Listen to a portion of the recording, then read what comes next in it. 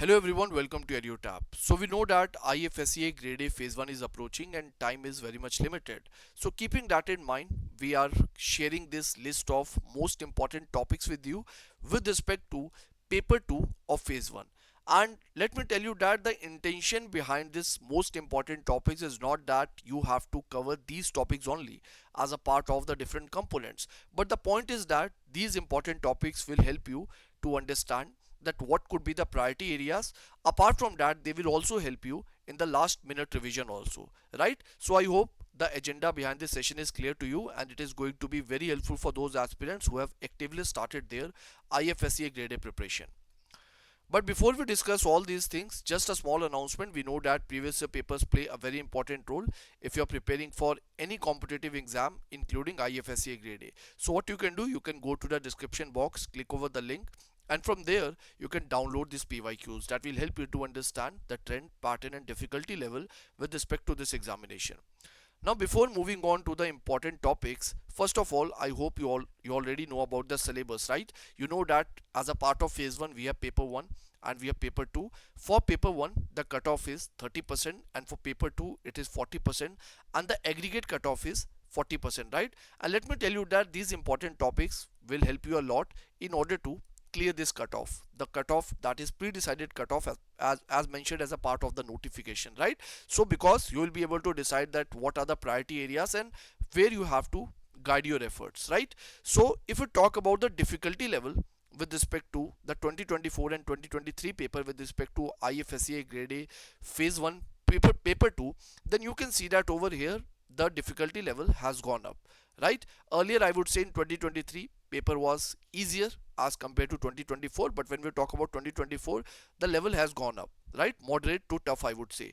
And I would say these sections which are finance, economics and social development, and GK, they have become tougher as compared to 2023, whereas management is still easier and I would say highly scoring.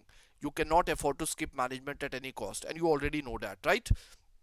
And if you talk about these components, commerce and accounts and costing, they have become, I would say, level has become higher, but it is still at the moderate level. So this is, I would say, a general overview regarding these different components. Now if you talk about firstly finance, so these are, I would say, the most important areas that you need to put focus upon, right? Now you would be thinking there are so many topics, and I would say you are right, because the point is that with respect to finance, finance is a type of component that you cannot afford to skip, because finance is something that is being prepared by RBI students also. It is a part of RBI syllabus. It is in PFRDA also, it is there in SEBI also, right? So I would say different, I would say major regulatory bodies examinations are there, they already have finance as a part of the syllabus, so you don't have any reason to compromise finance, right? Finance is extremely important, you have to cover it at any cost. And if you know about PFRDA, recently in PFRDA a lot of questions were asked in finance, and the same trend can be continued in IFSC also, right? So these are, I would say, the most important areas. For example, if I talk about this unit 2, which is financial market, from here you can see that in 2024 how many questions were asked. So you can see over here 2 plus 1 plus 1, okay, not this one, 2 plus 1, okay, 3, and this one 4. So 4 questions are directly asked from this primary and secondary market only. And from derivatives also, I would say one question was asked last year. So I would say this unit is very important, because इस बार 4 आए हैं तो अगले साल यहाँ से 5 question में निकल के आ सकते हैं, तो ये आपको करनी है। और मैं बोलूंगा कि यहाँ पर जो सबसे इंपॉर्टेंट एरियाज है वो है बॉन्ड एंड इक्विटी। ये थोड़े से टेक्निकल हो सकते हैं, बट आई वुड से forex and money market comparatively easier है, बट यहाँ से भी क्वेश्चन आ रहे हैं, ठीक है? तो ये यूनिट आपको करनी कर रही है। उसके अलावा मैं बोलूंगा कि मोस्ट ऑफ द टॉपिक से आप देखोगे घुमा फिरा के क्वेश्चन आ ही रहा है, और मैं नहीं सजेस्ट करूंगा कि आप फाइनेंस में कुछ किसी तरह का रिस्क लें, बिकॉज ऑलरेडी हमारे पास ऐसे टॉपिक है जहां पर आप अनकंफर्टेबल हो सकते हो। For example we have accounts, right, we have this costing, तो वो थोड़े टेक्निकल एरियाज है, बट फाइनेंस एक ऐसा टॉपिक है जो हाईली ओवरलैपिंग है, so you can not compromise with finance. If I talk about those topics की जहां से कभी भी कोई क्वेश्चन नहीं आया यहाँ पर, it is basically financial risk management, it is alternate source of finance, and these topics like public private partnership, right, all these kind of topics. So from here I would say they have not asked any question yet, तो मैं बोलूंगा कि इसको आप थोड़ी कम priority पे रख सकते हो, बट जो आपके हाईली प्रायोरिटी एरियाज होना चाहिए, you know the hot areas, these are the ones, right, these are the ones that you have to prepare at any point of time. And मैं बोलूंगा जैसा कि मैंने अभी बताया कि फाइनेंस में रिस्क लेने का स्कोप बहुत ही कम है, बिकॉज ईजियर है, as compared to other topics and highly overlapping bhi hai. So make sure that you are giving 100% with respect to this finance component. If you talk about management, this is going to be helpful for you. You can see that if you talk about management, these are the two areas which are the most important one. The first is leadership and the second is general management. इससे हमें क्या पता चलता है, अगर आप देखो 2023 में they had asked 4 questions from leadership and 1 question in 2024 also, right? And if you talk about general management, 4 questions over here and 2 questions over here. तो मैं बोलूंगा कि number of questions कम हुए हैं. 2023 में 9 questions आए थे मैनेजमेंट में से एंड 2024 में सिर्फ 4 ही क्वेश्चन आए हैं. बट इसका मतलब ये नहीं है कि 2025 में भी कम ही क्वेश्चन आएंगे. ऑफ कोर्स पैटर्न चेंज हो सकता है, ट्रेंड चेंज हो सकता है and you have to be ready for the worst side scenario, right? So the point is that basically these are the most important area, leadership and management. जब आप रिविजन कर रहे हैं, when you are covering management, you have to make sure that no stone is left unturned with respect to these topics, which is basically the first unit and I would say this third unit, right? And उसके अलावा communication से भी last year question आया था but 2023 में नहीं पूछा है, बट एचआरडी में 2023 में पूछा था, 2024 में नहीं आया. तो ऑफ कोर्स आपको कुछ छोटी मोटी डाइवर्सिटी तो देखने को मिलेगी, जैसे कॉर्पोरेट गवर्नेंस में से कभी क्वेश्चन नहीं आया, तो क्या पता नेक्स्ट ईयर आ जाए एक क्वेश्चन, ठीक है? तो इस तरह के आप चेंजेस के लिए हमेशा रेडी रह सकते हो. बट जो कोर एरियाज है, जो प्रायोरिटी एरियाज है, वो उसकी आपको 100% क्लैरिटी होनी चाहिए that leadership and general management, these are the most important areas as far as this management topic is concern, right? So I hope now you got a good idea regarding that. And in case you want to know that what type of questions were asked, कि यार leadership में से किस area से ज्यादा question पूछे थे, theory में से क्वेश्चन आए थे या कुछ और कंसेप्चुअल बेस्ड क्वेश्चन आए थे, किस तरह का क्वेश्चन था, उसके लिए आपको क्या करना है, मैंने आपके लिए पीवाईक्यू ऑलरेडी शेयर कर दिए हैं डिस्क्रिप्शन बॉक्स में. You just have to download the PYQs and you have to go through them. You will get a good idea that what type of questions were asked from this areas, और वो आपकी core preparation में और ज्यादा मदद करेंगे, जिससे कि आप ज्यादा अच्छे एनालिसिस कर पाओगे, right? So I hope it is clear to you. The next is commerce and accountancy. यहां पर भी बहुत हेल्प मिलने वाली है उन स्टूडेंट्स को जिन्होंने कॉमर्स एंड अकाउंटेंसी पहले से प्रिपेयर नहीं किया और जो commerce and accountancy first time पढ़ने वाले हैं. तो इसमें आपको ध्यान रखने की कुछ एरियाज ऐसे हैं जो मैंने येलो हाईलाइट किए हुए हैं. So these are the most important ones. आप देख सकते हो कि 2023 में from this area 4 + 3 7 2 9 and 1 10 and 11 11 question आए हैं सीधा यहां से, सीधा 11 question. Can you imagine 11 questions. और आप देख सकते हो रेशियो एनालिसिस सबसे इंपॉर्टेंट टॉपिक है बोलूंगा पूरी कॉमर्स एंड अकाउंटेंसी में, because 4 questions have been asked in 2023 also and 4 questions have been asked in 2024 also.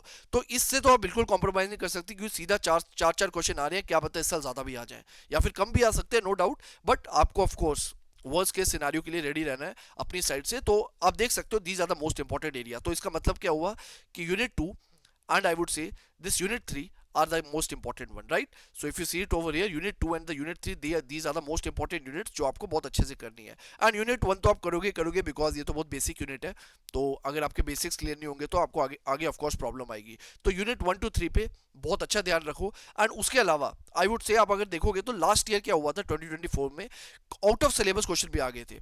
तो ये आई वुड से थोड़ा आप कह सकते हो इसके लिए आपको मेंटली प्रिपेयर्ड रहना पड़ेगा. ऑफ कोर्स हाई प्रोबेबिलिटी यही रहेगी कि आप इस क्वेश्चन को सॉल्व नहीं कर पाओगे, बट अगर आप नहीं कर पाओगे तो कोई और भी नहीं कर पाएगा, राइट? क्योंकि हर किसी के लिए ऑलमोस्ट उतना ही मुश्किल होगा. क्या पता कोई कॉमर्स बैकग्राउंड वाला कर भी रहे, बट उस बारे में आपको सोचने की जरूरत नहीं है, because the point is that you just have to get this 40% cut off, right?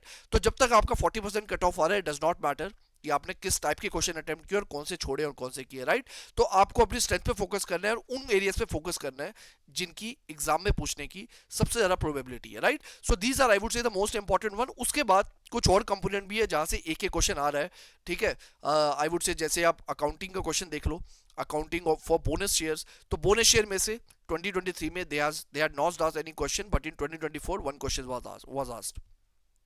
If you talk about PPE, you can see no question in 2023, but एक क्वेश्चन यहाँ पूछ लिया था, राइट? अब यहाँ से 2024 में क्वेश्चन नहीं आया लेकिन 2023 में आया था. एंड उसके अलावा आई वुड से एक क्वेश्चन यहाँ पर आया था last year financial statement analysis से, राइट? सो ऑफ कोर्स यहाँ से आपको एक अच्छा खासा आइडिया मिल जाएगा कि यार यहाँ से कौन सी ऐसे एरिया है जहाँ जो मैं सबसे पहले कवर करूँ, और जब मैं रिवाइज कर रहा हूँ तो इनको अच्छे से रिवाइज करके जाऊँ कि यार ताकि मतलब 8-10 नंबर तो मेरे डायरेक्टली फिक्स हो जाए, ठीक है? तो ये ट्रेंड रिपीट हो सकता है and there is a high probability based on this PYQ analysis. After that we have costing, right? So regarding costing also I would say this analysis is going to be very helpful. you can clearly see over here that if you talk about this first component, which is overview of cost and account management, right? So if you talk about this one, overview of cost and management accounting, so you can see 4 questions were asked in 2023 and 1 in 2024. तो important area है, आप छोड़ नहीं सकते. उसके बाद job costing and batch costing, right? तो over here यानी कि यूनिट 10 में से यूनिट 1 सबसे इंपॉर्टेंट है कॉस्टिंग में, और पहली यूनिट ये है, तो ऑफ कोर्स आप कॉस्टिंग पढ़ना शुरू करोगे तो ये यूनिट तो सबसे पहले आएगी, ठीक है? तो जब पढ़ोगे इसको, बेसिक्स को बहुत अच्छे से पढ़ना, क्योंकि यहां से क्वेश्चन आ सकता है.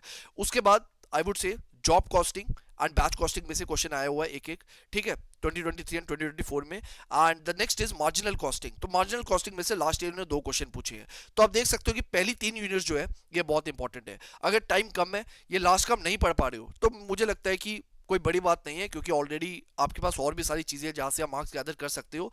बट पढ़ पा रहे हो तो अच्छी बात है. मैं ये नहीं कह रहा हूं कि छोड़ दो इसको इंटेंशनली, टाइम है तो you can go for it. But अगर कम टाइम है तो यूनिट 1, 2 और 3 को बहुत अच्छे से पढ़ के जाना, क्योंकि यहां से क्वेश्चन अगर आएगा तो हाई प्रोबेबिलिटी है कि यहीं से पूछा जाएगा, right? So that is the idea. I hope it is clear to all of you. Next we have economics and social development. यहां पर मैं बोलूंगा कि करंट अफेयर का जो कंपोनेंट है वो बहुत ही आई वुड से अच्छा खासा है. जैसे 4 क्वेश्चन पूछे गए हैं, आप देख सकते हो लास्ट ईयर करंट अफेयर में से. एंड मुझे लगता है कि इस साल ये और ज्यादा आ सकते हैं, क्योंकि हम अगर फाइनेंस का पेपर देखें पीएफआरडीए का, राइट, तो वहां पर भी आई वुड से करंट अफेयर में से फाइनेंस पे क्वेश्चन आए थे और इकोनॉमिक्स में से भी कुछ क्वेश्चन आए थे. But if you talk about यहाँ पर, if you talk about IFSC, तो लास्ट ईयर करंट अफेयर को अच्छा खासा वेटेज दिया गया है. सो करंट अफेयर आपको इकोनॉमिक्स के करके जाने हैं, जो कि मुझे पता आप करके जाओगे, क्योंकि आरबीआई का एग्जाम भी आ रहा है, तो वहां पर भी आपको करंट अफेयर पढ़ना ही है. तो वो करंट अफेयर आपके ऑफकोर्स यहाँ पे काम आ जाएंगे, ठीक है? तो मुझे नहीं लगता कि यहाँ पे बहुत ज्यादा मेहनत लगेगी, बट आपकी आरबीआई की मेहनत भी यहाँ पर काम आ जाएगी. बट अगर आप आरबीआई के लिए नहीं पढ़ रहे हो, सिर्फ आईएफएससी को टारगेट कर रहे हो, थोड़ा आपको स्पेशली करंट अफेयर्स पे फोकस करना होगा, बिकॉज क्वेश्चन आ रहे हैं यहाँ से, ठीक है? अपार्ट फ्रॉम दैट, एक पोर्शन ऐसा है जो मुझे लगता है कि स्टूडेंट्स इग्नोर कर सकते हैं, बट मुझे लगता है नहीं करना चाहिए, वो है ये सोशल स्ट्रक्चर वाला area. If you see it over here, 2023 में डेमोग्राफिक ट्रेंड में से 2 क्वेश्चन पूछे हैं, 2024 में 1 क्वेश्चन पूछा है. और मैं बोलूंगा कि क्वेश्चन यहाँ से ज्यादा मुश्किल नहीं आते हैं, इजी क्वेश्चन होते हैं, और डोमेन क्योंकि वो शॉर्ट होता है, एनसीईआरटी में से भी क्वेश्चन पूछे गए यहाँ पर, राइट? तो मैं ये कहूंगा कि डेमोग्राफिक ट्रेंड को ठीक ठाक करके जाओ. इसमें आप डेमोग्राफिक नंबर्स के बारे में थोड़ा ध्यान रख सकते हो, राइट? जैसे माइग्रेशन जैसे इशू हो गए, उसको समझ सकते हो. Apart from that there are demographic population based theories also, right? तो पॉपुलेशन थ्योरीज को आप देख सकते हो, right? So these could be the important areas. तो मेरे कहने का मतलब ये कि do not neglect this portion, because point number 1, it is very easy. I would say the easiest portion as far as your paper 2 phase 1 syllabus is concerned. easiest portion है ये, बहुत ही theoretical है. और दूसरी बात है, छोटा है, right? It is a small component, and apart from that it is a scoring component, right? तो इसको करके जाना, ताकि अगर 2 क्वेश्चन भी आ गए यहाँ से, तो 2-3 क्वेश्चन हम आराम से टैकल कर पाओगे. और जैसे बूंद बूंद से समुद्र बनता है, उसी तरह अगर आप ये छोटे छोटे एरियाज को टारगेट करते जाओगे, तो उससे आपको जो 40% कट ऑफ है, ये क्रैक करने में आसानी मिलेगी, ठीक है? So that is the idea that I wanted to convey. And last but not the least, I would say we have the GK portion also. If you talk about the GK portion, ठीक है? और उसके अलावा जो economics का portion था, उसके regarding मैं यही बोलूंगा कि यार इकोनॉमिक्स में थोड़ी अनसर्टिनिटी ज्यादा है, राइट? एक मार्केट स्ट्रक्चर में से एक क्वेश्चन आया है, 2023 में एक भी नहीं आया था. तो मैं बोलूंगा कि टॉप मोस्ट प्रायोरिटी मत लेके चलना इकोनॉमिक्स के स्टैटिक पोर्शन को. एंड पढ़ा तो होगा ही आपने, क्योंकि आरबीआई जैसे एग्जाम में ओवरलैपिंग है, बट आई वुड से जब रिवीजन करोगे तो इकोनॉमिक्स को सबसे ऊपर मत रखना रिवीजन के टाइम, फाइनेंस को रखना और मैनेजमेंट को रखना, एंड अकाउंट्स और कॉस्टिंग में जो आपको इंपॉर्टेंट टॉपिक्स बताए उनको रखना. क्वेश्चन पूछने की प्रोबेबिलिटी ज्यादा है. फिर आप इकोनॉमिक्स को कंसीडर कर सकते हो after you are done with this current affairs, right? So that is going to be more helpful to you once you are able to have a good understanding regarding the order of your preparation. Now the last component is GK. अब GK में भी of course कुछ ऐसे areas हैं जो IFSC ने जहां से अच्छे खासे क्वेश्चन पूछे हैं बार बार. सो यू कैन सी कि 5 क्वेश्चन रिपोर्ट्स एंड इंडाइसेस में से 2023 में आए थे. 5 question were asked in 2023 and 2 in 2024 also. तो so again report and analysis I would say फिर से क्वेश्चन आ सकता है. एंड अगर कोई if you are following any kind of monthly magazine, so from that what you can do, of course you can revise this topics. आपको एक table मिल जाएगा जो किसी मंथली मैगजीन में कवर किया होगा. अभी पूरा महीना है आपके पास, रोज भी आई वुड से ऑल्टरनेटिव डेज में भी उस टेबल को देखते रहोगे, बार बार रोज रट्टा मारते रहोगे, थोड़ा रिवाइज करते रहोगे, तो आई वुड से कि आप इस पोर्शन से डील कर पाओगे.